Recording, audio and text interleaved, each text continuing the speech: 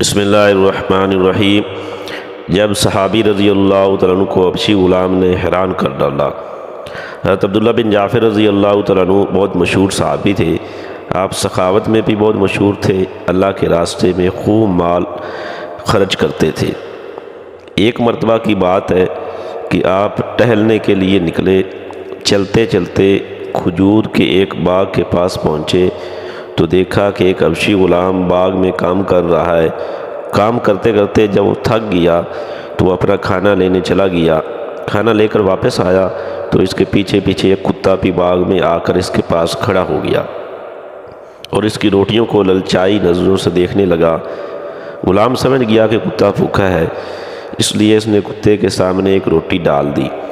کتے نے وہ روٹی کھا لی، پھر کھڑے ہو کر منہ دیکھنے لگا۔ غلام نے دوسری اور پھر تیسری روٹی بھی کتے کو کھلا دی اور پھر اپنے کام میں مشغول ہو گیا۔ حضرت عبداللہ بن جعفر رضی اللہ تعالیٰ عنہ وہی کھڑے ہوئے ہو کر یہ منظر دیکھ رہے تھے۔ آپ نے غلام سے پوچھا، تمہارے لیے روزانہ کتنی روٹیاں آتی ہیں؟ اس نے جواب دیا کہ 3 روٹیاں آتی ہیں۔ حضرت عبداللہ بن جعفر رضی اللہ تعالیٰ عنہ نے فرمایا، کم سے کم 1 روٹی تو اپنے لیے رکھ لیتے اور 2 کتے کو کھلا دیتے، لیکن تم نے 3 روٹیاں کتے کو کیوں دے دی؟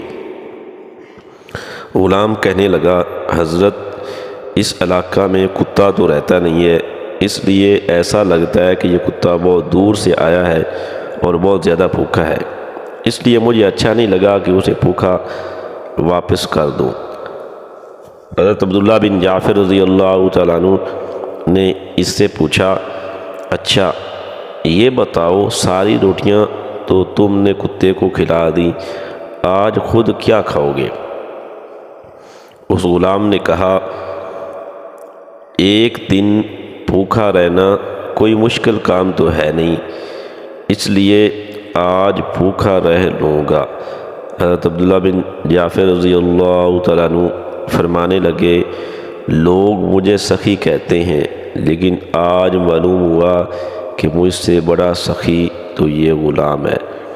چنانچہ حضرت عبداللہ بن جعفر رضی اللہ عنہ نے باغ کے مالک سے اس باغ کو اور اس غلام کو خرید لیا، پھر آپ نے اس غلام کو آزاد کر کے وہ باغ اسے ہدیہ کر دیا۔